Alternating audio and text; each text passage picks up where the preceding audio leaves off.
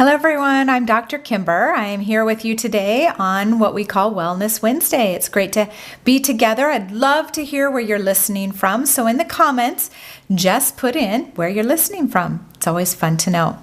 Today we're going to talk about a topic that many of you may not actually have thought about before, and that is how your genes can control things like your mood, your energy, how you process stress, things like that. A couple of weeks ago, we talked about MTHFR, and that is a mutation that about 60% of the people in the United States potentially have. What we're going to talk about today is another gene called the COMT gene, and what that does if you have a mutation in that. And it could explain much of why you are the way you are, which is great. And it's not a bad thing to have a slower COMT or a faster COMT, because what you're going to learn is once you identify what type of gene type you are, then that helps you to understand you just a little bit better. All right, so let's dive in. So COMT is both a gene and an enzyme, much like what MTHFR was. And I used this explanation when I talked about the MTHFR, and so I'm going to use it again with the COMT just to help you grasp this. So the COMT gene is like a recipe in your DNA cookbook. This recipe contains the exact instructions for making the COMT enzyme. Okay, so it can be both the gene and the enzyme. Now, this enzyme, the COMT enzyme, is the cleanup crew that's made from this recipe. And this crew breaks down and removes certain chemicals in your brain and in your body after they've done their work. All right, so this enzyme crew, let's dive a little deeper. This enzyme crew breaks down these important brain chemicals, including things like dopamine, which affects your mood and your focus and your motivation, your stress hormones, which helps you respond to challenges, and estrogen, particularly important for women's health. All right, so dopamine, your stress hormones, and your estrogen. That's kind of major, right? It's kind of major. So this COMT enzyme is especially active in the frontal part of your brain. So that's called the prefrontal cortex. Now, that part of your brain handles things like your emotional balance, your planning and your organization, your focus and your attention, and your decision making. So sometimes, like one of my children, I say, you are definitely prefrontal cortex strong. As a human being, because she is definitely a planner and an organizer, very focus and attention, all of that. Okay, so that is where the COMT enzyme predominantly rests, is in that prefrontal cortex of your brain. Now, if your COMT gene recipe has some slight variations, which 20 to 30% of people do, it creates a cleanup crew that either works faster or slower than average. So a faster cleanup crew quickly removes these chemicals, but sometimes too quickly. And a slower cleanup crew takes more time to clear these chemicals, and it allows them to stay active much longer. So the key is, when we're fine-tuning you to help you have optimal health, is to understand whether you have a fast COMT clearance or a slow COMT clearance. And we want to find a balance with that. Okay, so we're going to dive into that a little bit deeper as we go. Okay, so hopefully you're following me. Once again, 20 to 30% of people with European ancestry have a slower version of this gene. So the COMT gene does come in 3 different varieties. We have the fast version, like I mentioned, where it clears the chemicals quite quickly, sometimes too quickly. We have the medium version, which there's just a great balance, just doing exactly what it needs to do. And we have the slow version, which clears the brain slowly, which allows the chemicals to remain longer in the body. Now, if you have the slow version, your body takes approximately 3 to 4 times longer to clear these chemicals. But neither fast nor slow is bad. I'll say that again. So they're just different, and they come with different strengths and different challenges that help, if you're aware of, help you to know how to handle your body better. Okay, so let me break this down a little farther, because there's a kind of a fun way to think about how you are as a person. So if you have a fast COMT gene, enzyme, you are what's called a warrior. So you handle stress well, you stay calm under pressure, you may be detail focused, you recover quickly from stress. Now, on the opposite end, if you are a slow COMT, or you have a slow COMT enzyme, then you are what we call the worrier type. So you are more detail oriented. You often feel more creative and focused. You may feel stress easier than the average person, and it may take you longer to recover from stress. So if you're listening, type in the comment box and let me know, are you a worrier or are you a warrior type? Okay, so are you a worrier or are you a warrior type?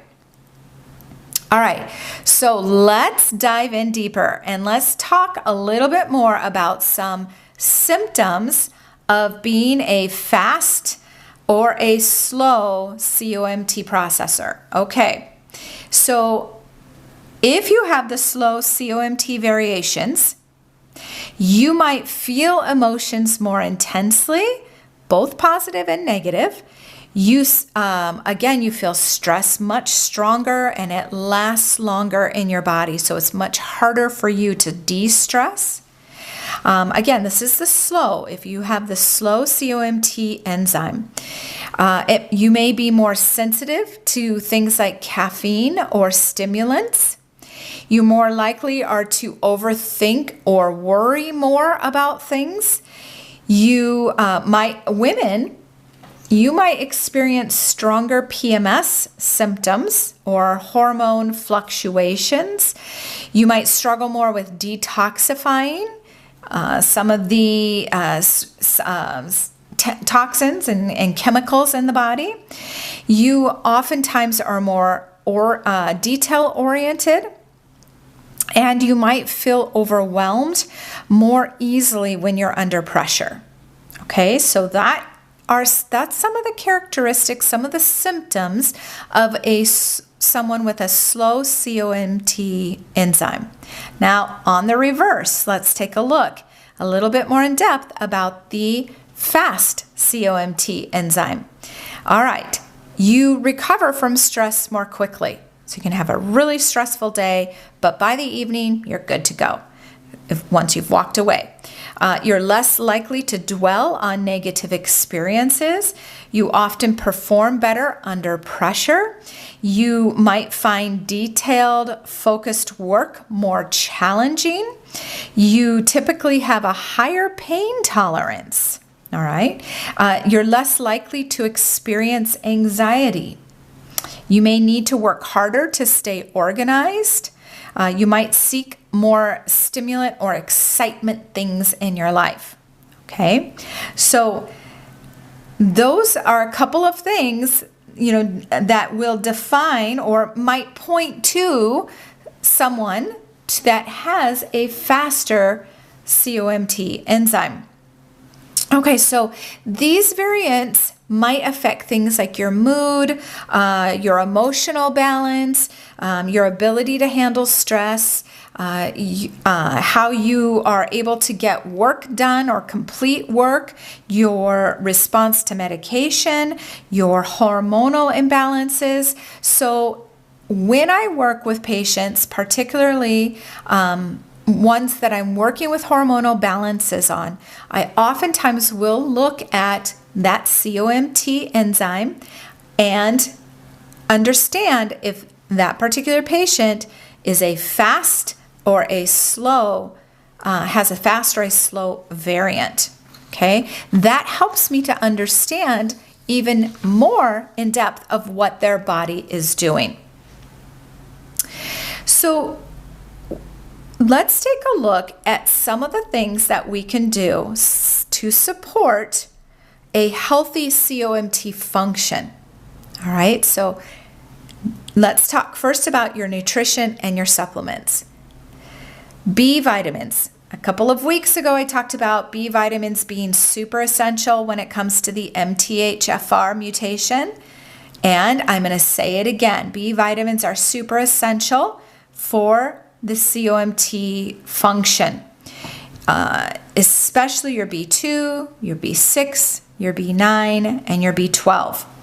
Another thing, supplement that is essential and super important, not only for MTHFR, but also COMT, is magnesium. So magnesium helps the COMT enzyme work properly. It's amazing to me how many patients I see who come to me, they've had all the tests done, they have not had any answers, they feel sick, they're miserable, and when we dive into just those two things alone, their magnesium levels and their vitamin B levels, they are low. And by supplementing those, all of a sudden we can see the body start to come back into balance again. Doesn't mean our work is done, but there's some balance that's happening again, which can make someone feel amazing right then and there. Now, there's also another supplement that I will use for a COMT proper function with COMT enzyme, and that is something called SAM, capital SAM with a lowercase e. And it is a supplement that will help the conversion of that.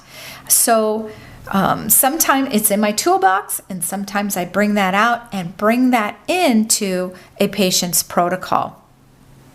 Now, let's talk a little bit about some dietary considerations with COMT. If you have slow COMT, you do want to be mindful of a couple of things. First of all, your caffeine intake. It can make your symptoms much worse. But on the other hand, if you have a fast COMT, it can actually be helpful. So really listen to your body and understand what your body is telling you with how it responds to caffeine. Alcohol consumption, that's another biggie. There's a lot of fun drinks out there, a lot of fun crafted drinks, a lot of fun crafted beers. I mean, it is more than ever become very popular. Alcohol has become very popular. And so, but the problem is that it still is hard on your liver. And whether you are a fast or slow COMT, have the fast or slow COMT function, alcohol is going to be very difficult on your body. So, like I say, in moderation or not at all is even best. The next thing is very high protein diets. If you have a slow COMT function, then it's going to be very hard. It can increase the chemicals in that, and it can be hard on your body to process excess protein. However, if you have a fast COMT function, you definitely want to have high protein. Okay, so now, and if you don't know, I always say err on the side of higher protein, because overall we don't generally get enough protein. Okay, but in the event that a lot of protein just makes you feel sluggish and not very good, that's something to keep in mind. You could have a slow COMT function. Now, cruciferous vegetables, flax seeds, foods that support liver health, they're great overall, and you want to bring those into your diet because they support that COMT conversion overall, whether it's fast or it's slow. So don't walk away from those. Those are great for your health. Now, the one thing I will say is for most people, raw cruciferous vegetables can be hard to digest. If you have any thyroid issues, you want to be cautious of that too. I'm not going to go diving deep into that, but to be on the safe side, you may want to slightly steam those cruciferous vegetables to have the best overall health results. Now, some people feel better when if they have a slow COMT conversion, they feel better if they consume or they limit green tea. All right, but if you have a fast COMT conversion, you will feel better with increasing the green tea in your diet. So again, really listening and understanding your body and how it's responding to the foods that you eat is key. If your neighbor can drink green tea and feel great and you can't, don't just be thinking it's in your head. It could be in your DNA. Okay? One topic that I wanted to dive a little deeper into with you with the COMT function is intermittent fasting.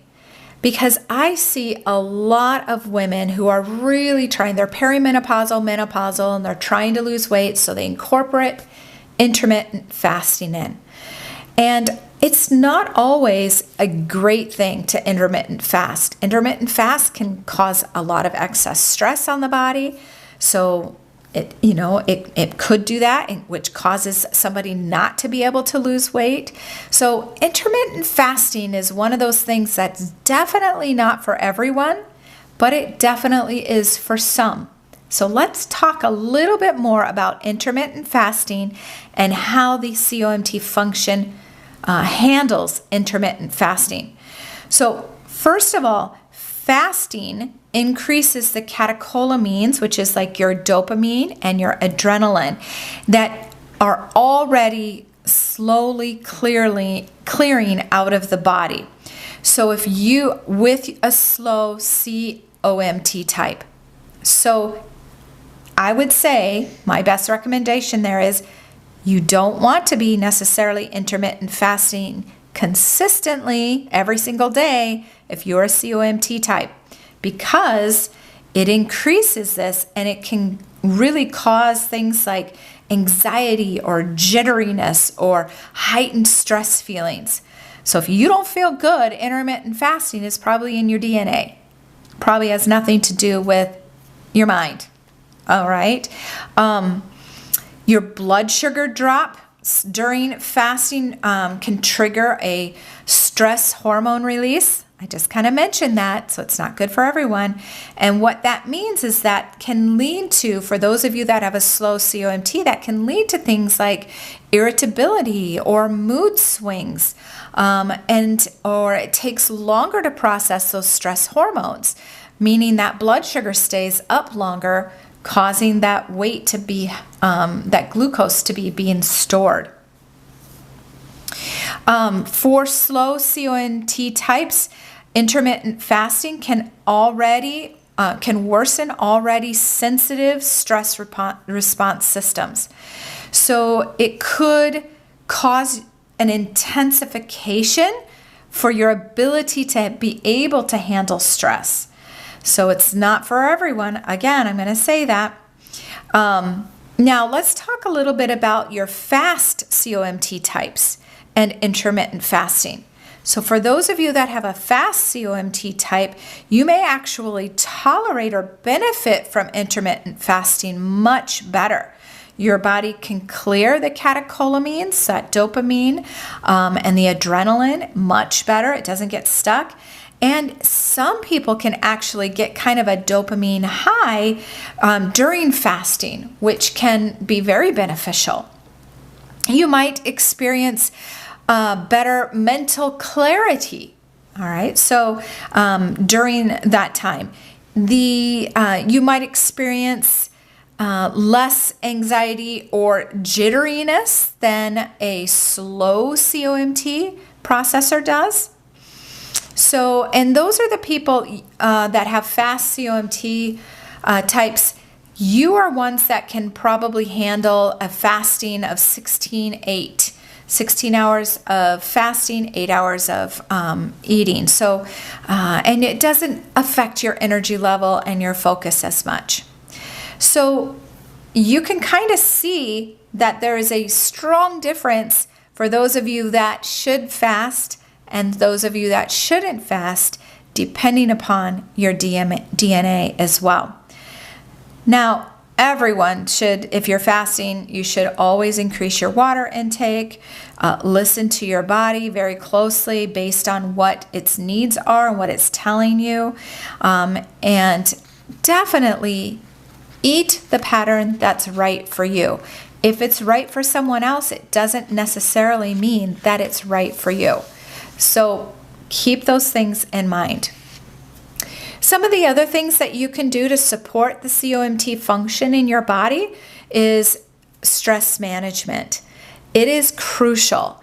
It's crucial for all of us, but especially for those of you that have a slow COMT response. Gentle exercise rather than intense exercise is recommended more for those of you with a slow COMT type than a fast COMT type. You can do more of the high impact types of trainings. Quality sleep across the board for everyone, no matter what type you are, is important. So really getting that 7, 8, 9 hours of sleep each night. And then mindfulness practices, making sure that you are taking time to deep breathe, taking time to be in the moment, getting outside into nature. Those are important things that we need to be mindful of that are just so healthy for our body. And in our fast-paced life that lives inside most of the time, it is things that we are finding ourselves giving up. So what type are you? What do you think? Are you a fast COMT type or are you a slow COMT type? Do you think it matters? It does matter when it comes down to the little things, and when you get stuck in those plateaus of healing, that could make all the difference. I do genetic testing, so I can help you find out if you are a fast or a slow COMT type. I can help you find out if you have the MTHFR mutation, if you are in a plateau in your healing journey, or if you just want to dive deeper into optimal health. I would love to work with you. I'll post a link in the comments for you to be able to quickly jump on and schedule a discovery call for us to meet and find out the next best steps for you. No matter who you are, what your DNA is, you are unique. You were uniquely made. There's no one else out there like you. And it's my honor and privilege to help you to be the best you possible. Have a great week, everybody.